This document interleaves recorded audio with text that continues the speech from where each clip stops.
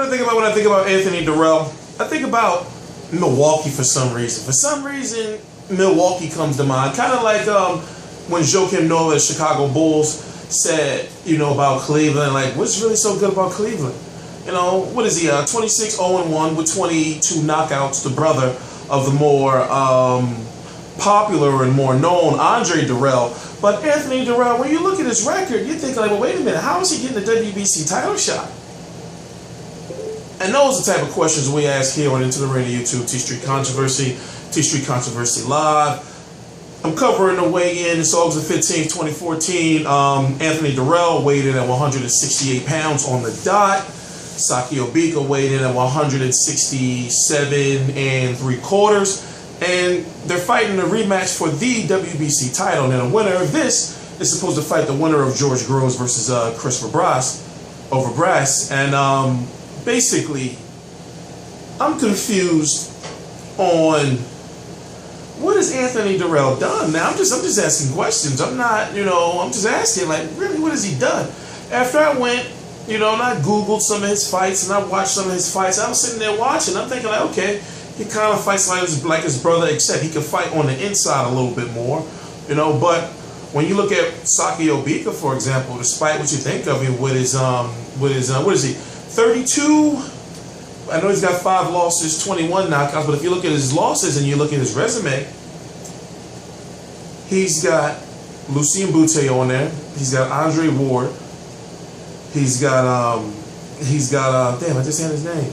Lucien Bute. These are guys he's fought. Lucien Bute, Andre Ward. I'm missing somebody else of big. I know Peter Manfredo. A couple of other people. Was it Kelly? No. Well, I'll get to that later. But the point I'm trying to make is that Parabon before him. The point I'm trying to make is that he's more battle tested. Sakio Bika, we know that when he comes out there, or you should know, he's the type of fighter that's coming out there and he's going to be swinging for the fences all wild. Like, for example, the first fight. This is a rematch. The first fight was a nasty, ugly affair. These guys obviously don't like each other. Sakio Bika at the weigh-in and at the press conference and at the build-up for the fight, he's been talking about how Andre Dirrell doesn't want to sit in the middle of the ring and fight. He wants to run, but we know basically he wants him to engage. And Anthony Dirrell knows it's in his best interest to not engage with somebody like Bika. But at this point in time, I'm thinking it's going to be a better fight than the first one. But once again, the main question surrounding this fight is that nobody was asking is like, wait a minute, how did he just come back on the scene? If you don't know, he also beat a form of cancer just like Danny Jacobs. He was in I don't know if it was a car accident or a motorcycle accident. He's 29 years old.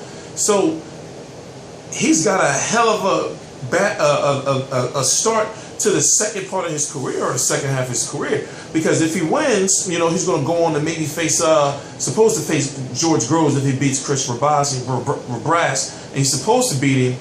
So you match up George Groves, who has intentions of being a champion. By the way, he's 18-2 with 15 knockouts. He has intentions of being a champion, the WBC champion, before the end of the year.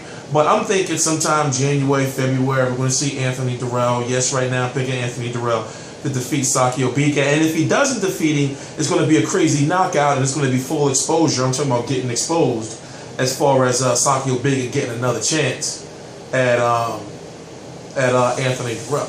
So it's like either Anthony Dirrell is going to win convincingly in a not close fight, or Sakio Bika is just going to put him down multiple times, maybe even knock him out cold.